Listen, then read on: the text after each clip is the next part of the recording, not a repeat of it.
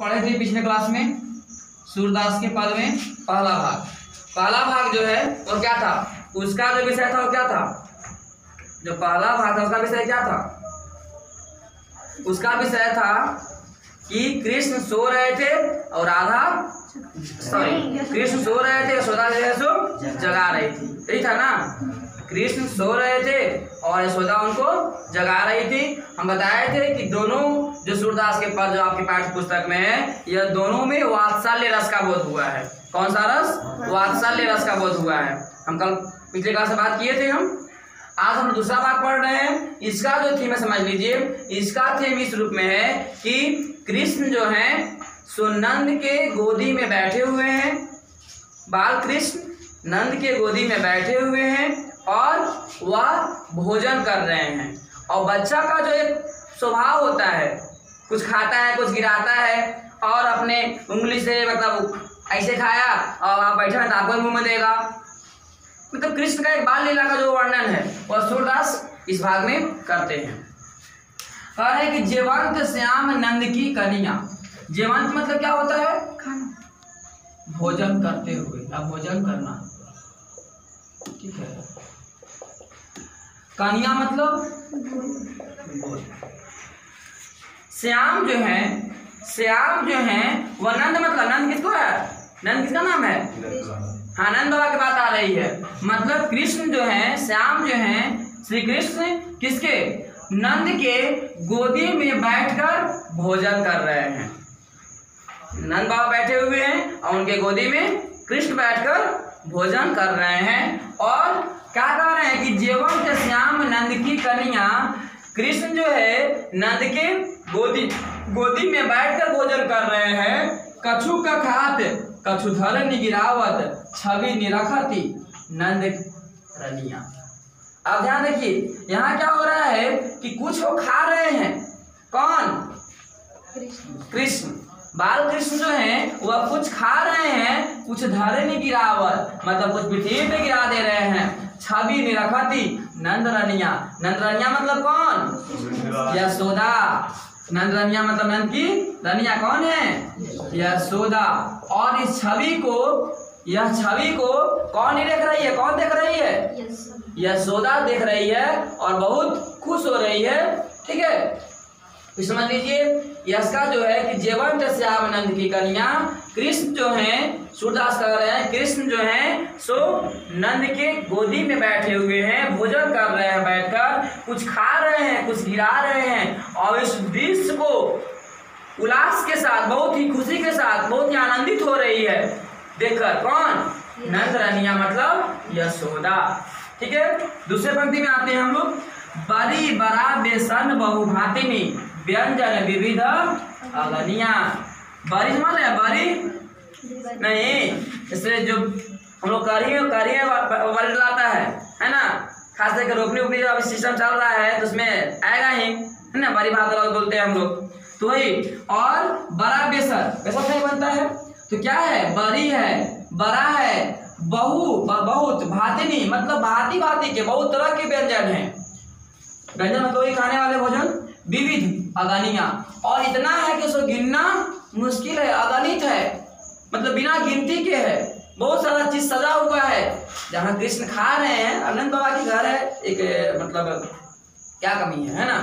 तो बहुत भांति भांति के व्यंजन है और कृष्ण खा रहे हैं। दारत खात लेत अपने करी रुचि मानत दधी दुनिया।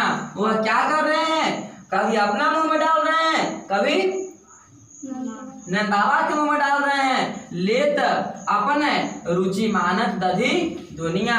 और लेकिन यह सारे जो व्यंजन हैं, ये सारे जो व्यंजन हैं, इस सारा व्यंजन से अधिक उनको क्या पसंद है? दधी दुनिया, मतलब जो दोना में दधी रखा हुआ है वह उनको ज्यादा रुचिकर लग रहा है। किनको?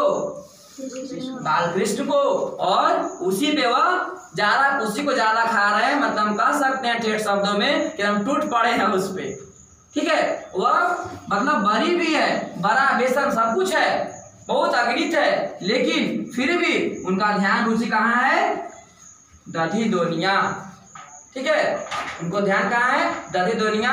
ऐसे प्रश्न ऑब्जेक्टिव में मतलब पूछ सकता है चाहे तो कि सूरदास की जो पद आपके जो किताब पाठ्य पुस्तक में है, या फिर ऐसा पूछ सकता है कि कृष्ण को सबसे रुचिकर भोजन क्या है उसमें, तो उसमें ऑप्शन हो सकता है दधी ध्वनिया दे। ठीक है, तो क्या है उसमें, दधी ध्वनिया। ठीक है, स्टॉप। क्या है बिलसत,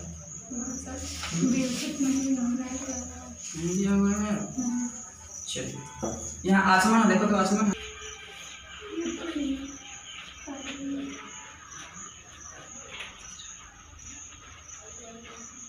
धनिया मतलब धन्य। चलिए देखिए अगला पंक्ति है आपका, शुरू कर दीजिए। अगला पंक्ति है मिश्री दधी माखन मिश्रित करी मुख नावत छवि धनिया। दधी, ठीक है, बताया दधी में मिश्री को मिलाकर, मक्खन मिश्री मिलाकर, ठीक है, मुख नावत छवि धनिया, वह धीरे से अपने छोटे छोटे हाथों से अपने मुख में ला रहे हैं। कौन, श्री कृष्ण। ठीक है, छवि धनिया, और इस छवि को देखकर धन्य है। यह कौन धन्य है, सूरदास लिख रहे हैं अपने लिए कि छवि को देखकर हम धन्य हैं। आपुन खात, कुछ अपने खा रहे हैं, नंद मुख नावत, कुछ नंद को दे रहे हैं। सो छवि कहत न बनिया, का हो रहा है जी, सो छवि कहत न बनिया।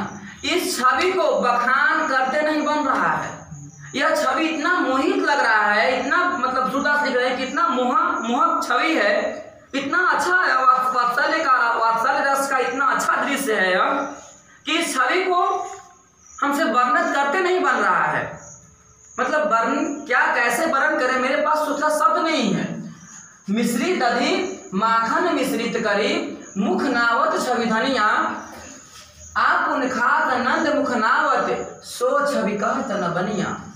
मतलब यह जो दृश्य है इसके वर्णन के लिए मेरे पास शब्द नहीं है। जो रस नंद यशोदा बिरसत, सो नहीं ती हूँ भुवनिया। देखिएगा, रस मतलब वही आनंद, जिस आनंद की अनुभूति नंद यशोदा को हो रही होगी, सो नहीं ती हूँ भुवनिया, उस आनंद की अनुभूति इन तीनों लोगों में किसके पास नहीं है। एक चीज तो है, मतलब कृष्ण को जब बात करते तो हमको भी ऐसा लगता है, आप समझ सकते हैं कि उनके माता पिता कौन, हाँ, वासुदेव और देवकी। लेकिन एक बाल लीला का वात्सल्य रस का जो अनुभव होता है वो किसके पास है, नंद यशोदा के पास है। कृष्ण के माता पिता भले देवकी और वासुदेव हैं, लेकिन जो उसके एक बालक का वात्सल्य रस का जो अनुभव होता है वह उनके नसीब में नहीं हुआ। वह किनके नसीब में हुआ, यशोदा के। अगर मतलब कृष्ण त्रिलोकीनाथ हैं तो यह मतलब अवसर किसको मिला, नंद यशोदा को मिला। तो ये बोल रहे हैं सूरदास कि जो रस नंद यशोदा बिलसत सो नहीं ती हूँ भुवनिया। जो आनंद यशोदा और नंद के भाग में मिला वह इस तीनों लोगों में किसी के भाग में नहीं है। भोजन करी नंद अचमन लीन हो, भोजन करके नंद अचमन लीन हो, मतलब अच्छा लिए, जिसको मचाना बोलते हैं, हाथ धो लिए। या फिर जब आप ठाकुर जी की पूजा में कभी गए होंगे तो जरूर सुने होंगे कि मतलब प्रसाद चढ़ाने के बाद आचमन करवाइए, आचमन जो करवाया जाता है वही आचमन, हाथ धोना, हाँ कुला करवाना बोल सकते हो उसको। भोजन करी नंद आचमन मतलब हाथ धो लिए। मांगत सूरज उठनिया, लेकिन इस आनंद को देखकर सूर अपने लिए बोल रहे हैं कि हे भगवान, कुछ नहीं, कम से कम मुझे जूठा गिरा हुआ है वो तो मुझे दे दीजिए, मुझे सिर्फ जूठा चाहिए। आप हाथ धो लिए ठीक है, लेकिन जूठा तो गिरा होगा, आप खाए होंगे। तो एक देखिए भक्ति है, यह सूर्य की भक्ति है, यह सूर्य की भक्ति है। सूर्य के पद में अधिकांशतः वात्सल्य रस ही मिलेगा आपको। पूरे सूर्य सागर में मैक्सिमम वात्सल्य रस का ही प्रयोग हुआ है। तो इस चीज को यहाँ बोल रहे हैं कि भोजन करे नंद लक्ष्मण, भोजन करके नंद हाथ धो लिए, मांगद सूरज उठनिया, हे प्रभु इस गरीब पे, इस सूर पे, ये सूरदास पे, सूर का मतलब सूरदास, इस सूरदास पे कम से कम उठनिया तो दे दीजिए ताकि मुझे भी उसकी सुख प्राप्ति हो। ठीक है, तो इस तरह से आपका यह सूरदास का जो पद था वह खत्म होता है। और अगले जो प्रश्न उत्तर की बात है वो हम अगले क्लास में बात करेंगे। ठीक है।